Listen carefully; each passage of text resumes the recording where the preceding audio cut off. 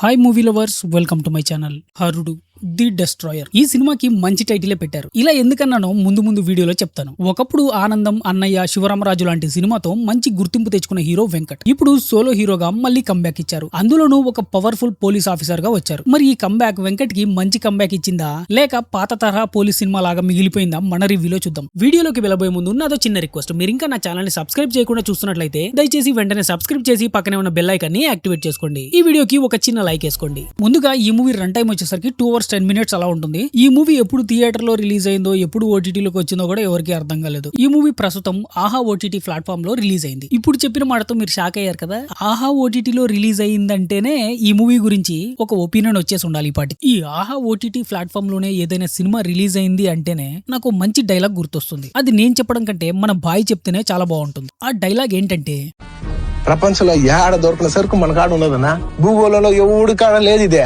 సరే, ముందుగా ఈ మూవీ గురించి నా ఒపీనియన్ చెప్పాలంటే, హరుడు ఒక రొటీన్ పోలీస్ యాక్షన్ సినిమా. కథలో కొన్ని పాయింట్స్ కొత్తగా అనిపించినా వాటిని ఎగ్జిక్యూట్ చేసే విధానం మాత్రం చాలా పాతగా అనిపించింది. ముఖ్యంగా ఫస్ట్ హాఫ్ లో సినిమా అసలు ఏ పాయింట్ చుట్టూ తిరుగుతుందో కొంతవరకు క్లారిటీయే రాదు. ఇంటర్వెల్ తర్వాత వచ్చే flash back scenes, second half లో వచ్చే కొన్ని సీన్స్ పెద్దగా ఇంప్రెస్ చేయవు. అయితే వెంకట్ మాత్రం పోలీస్ ఆఫీసర్ గా చూడడానికి కొంచెం బాగానే సెట్ అయ్యాడు. ఫిట్నెస్, లుక్స్ విషయంలో ఇంకా మెయింటైన్ చేస్తున్నారు. పోలీస్ యూనిఫామ్ లో ఆయన డైలాగ్ డెలివరీ కూడా ఓకే. కానీ హీరో ఒక్కరితో సినిమా నిలబెట్టడం కష్టం కదా. కథ, స్క్రీన్ ప్లే, ట్రీట్మెంట్ అదే రేంజ్ లో ఉండాలి. అక్కడే హరుడు ఎక్కువ డిసప్పాయింట్ చేస్తుంది. ఇంకా ఫస్ట్ నేను హరుడు ది డెస్ట్రాయర్ మంచి టైటిల్ ఎందుకు పెట్టారు అంటే, సినిమాని కూడా డెస్ట్రాయ్ చేసింది కాబట్టి సినిమాకి తగ్గ టైటిల్ అనిపించింది. ఇక ఈ మూవీని ఫ్యామిలీతో చూడొచ్చు అంటే అక్కడక్కడ మన ఊత్ కి కావాల్సిన పాన్ పరాక్ మసాలా కంటెంట్ ఉంటుంది. ఎందుకంటే ఇప్పుడు ఈ సినిమాని ఆహాలో మన ఊత్ మాత్రమే ఎక్కువగా చూసి ఎంకరేజ్ చేయాలి. ఆహాని బతికించాలంటే మన ఊత్ ఒక చేయాల్సిందే. ఆ ఊత్ కోసం అక్కడక్కడ పాన్ పరాక్ మసాలా సీన్స్ కొన్ని ఉన్నాయి. అవి ఇబ్బంది పెట్టవు అంటే ఫ్యామిలీతో కలిసి చూసేయచ్చు, ఇక మీ ఇష్టం.